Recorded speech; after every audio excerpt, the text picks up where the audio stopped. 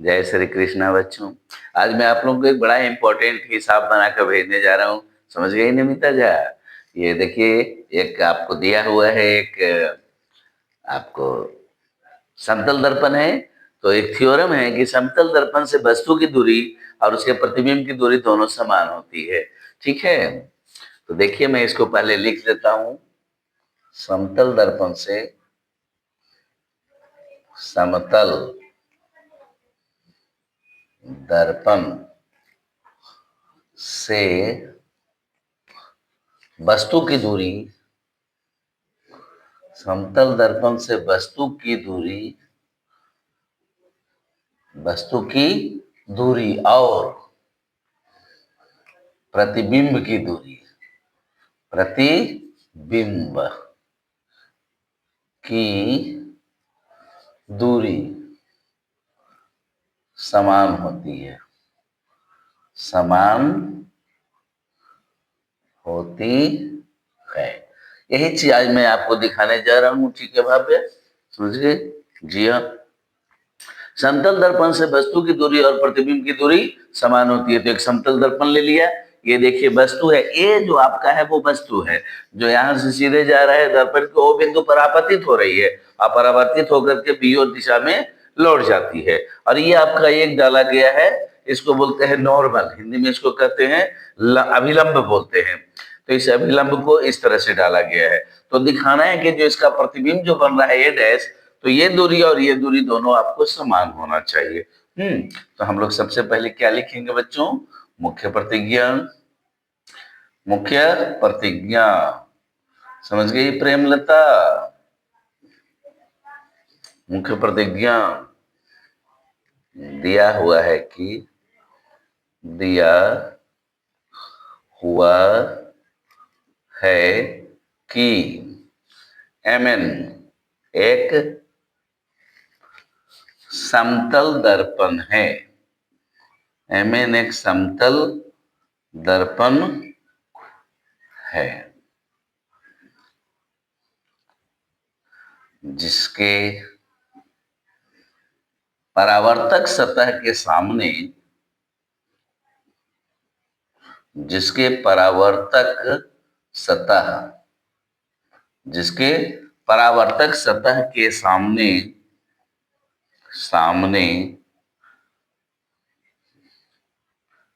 वस्तु ए रखा गया है, रखा गया है, जिसका प्रतिबिंब, जिसका प्रतिबिंब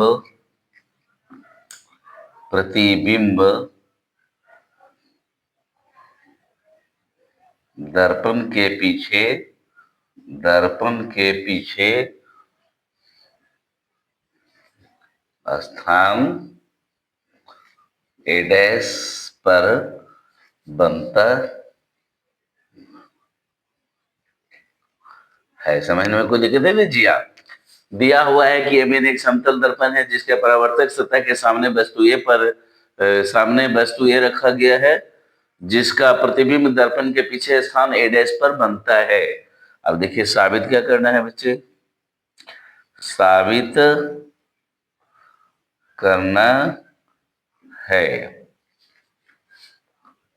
PA बराबर PB। हाँ, PA बराबर PA डैश ना, PA बराबर PA डैश, PA डैश। अब हम लोग लिखेंगे रचना, रचना AO BO तथा QO को अपनी सीध में आगे बढ़ाया, आगे बढ़ाया, जहां जहां QO आपतन बिंदु पर, जहां QO आपतन बिंदु पर अभिलंब है, अभिलंब अभिलंब है। क्यूओ जो है बेटा वो अभिलंब है। अब हम लोग चलेंगे प्रमाण। ठीक है, प्रमाण। प्रकाश के परावर्तन के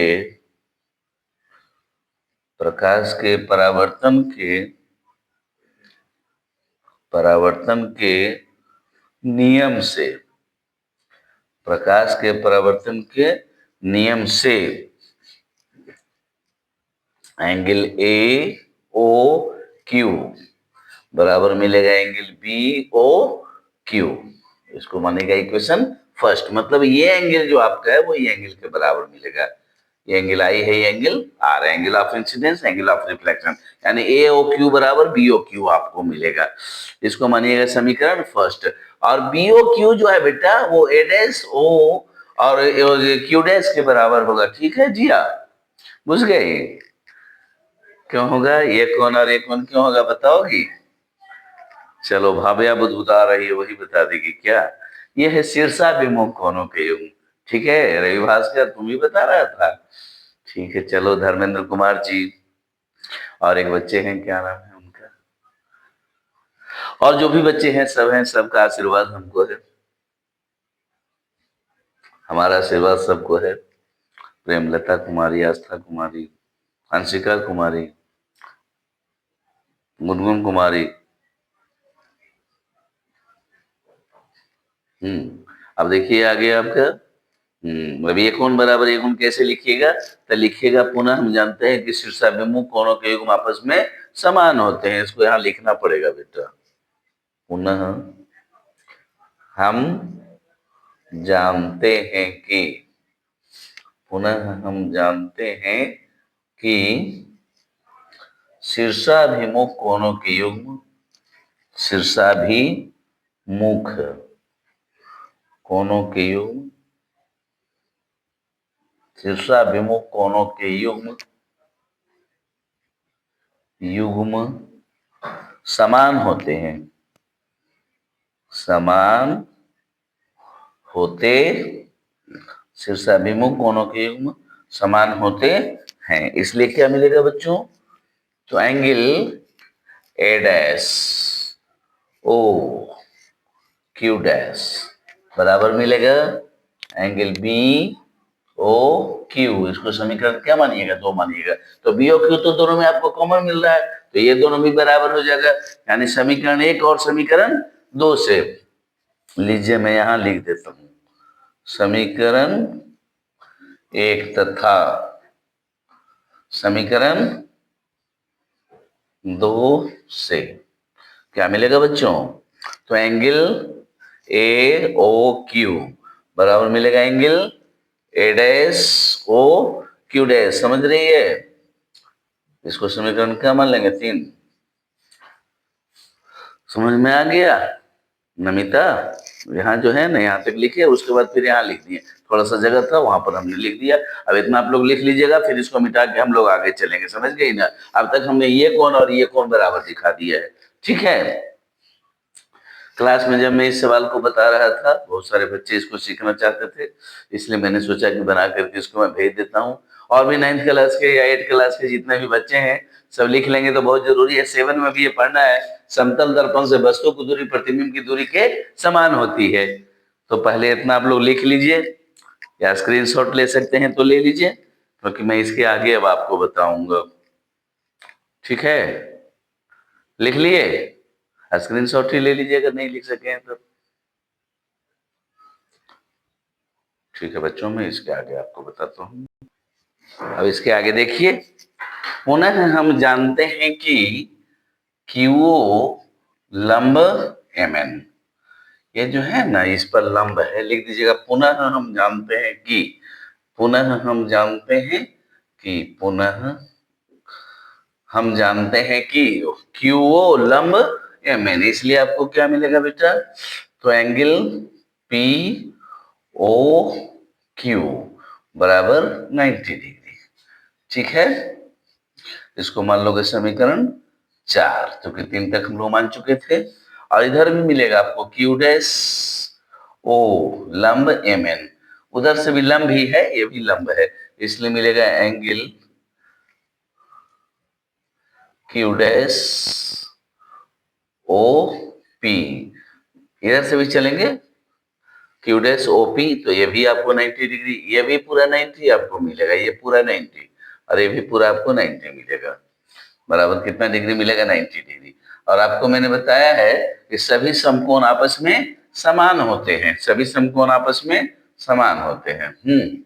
तो देखो ये भी 90 है, ये भी 90 है, इधर से भी 90, उधर से भी 90 है, तो यहाँ लिखेगा समीकरण 4 तथा समीकरण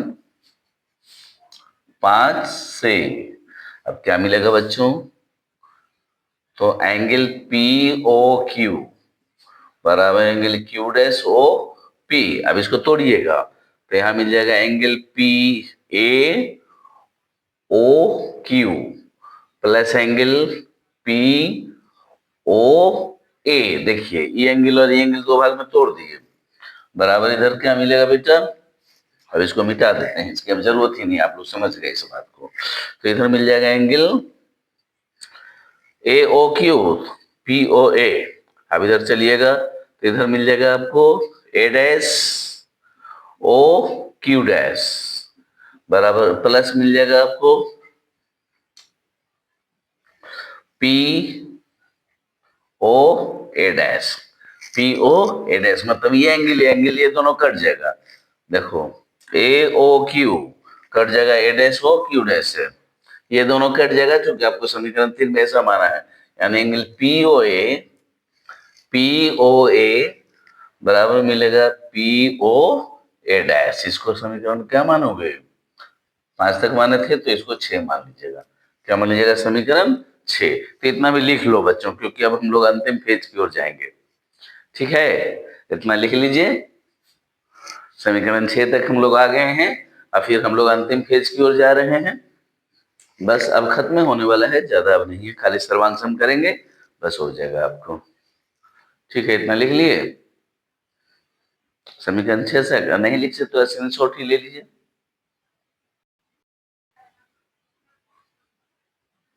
तो देखिए अब आगे हम लोग चलते हैं।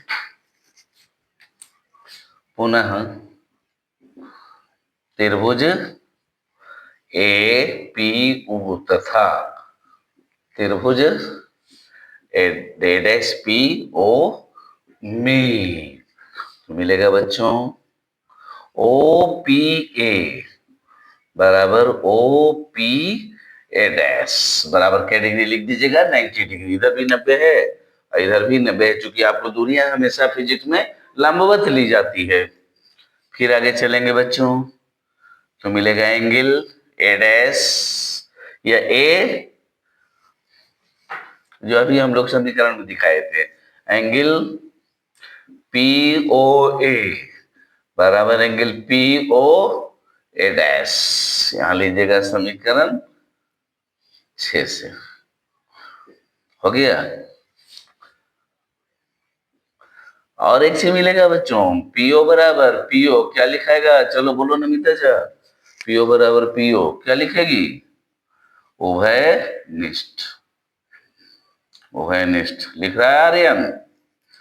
ठीक है बेटा, यस जा आप ही लिख रहे हैं। ठीक है, पीओ बराबर पीओ उभयनिष्ठ हो गया। इसलिए अब बताइए सर्वांग क्षमता की कौन सी शर्त चलेगी? है अभी मैं जिससे पूछ रहा हूं, मैं क्लास में पूछूंगा उससे, धर्मेंद्र जी हमको बताएंगे यहाँ सर्वांग क्षमता की कौन सी शर्त है। मैं क्लास में पूछूंगा कि सर्वांग क्षमता की शर्त मैंने किसे पूछा था, धर्मेंद्र जी नाम याद रखिएगा।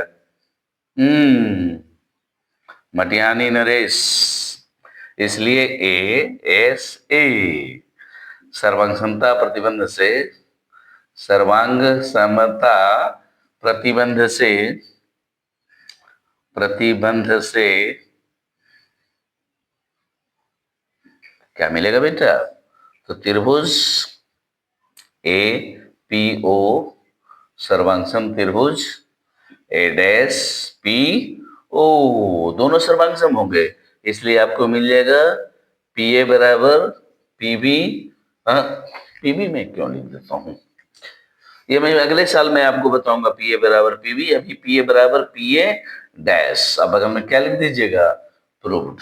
यही आपको प्रूव करना था, समतल दर्पण से वस्तु की दूरी प्रतिबिंब की दूरी के समान होती है। ठीक है बच्चों, तो इसको अच्छी तरह से आप लोग लिख लेंगे, सीख लेंगे, फिर हम आपको कल मिलेंगे। इस वीडियो को लेकिन लिख जरूर लीजिएगा, बड़ी मेहनत से मैंने इसको बनाया है। ठीक है। सभी बच्चों से मेरा आग्रह है कि वो इसको लिख लेंगे और कल इसको क्लास में दिखाइएगा। फिर आपको मैं कल इससे भी ज्यादा इंपॉर्टेंट बात बताऊंगा। ठीक है। जय श्री कृष्णा। फिर मिलते हैं सुबह में बच्चों। Thank you.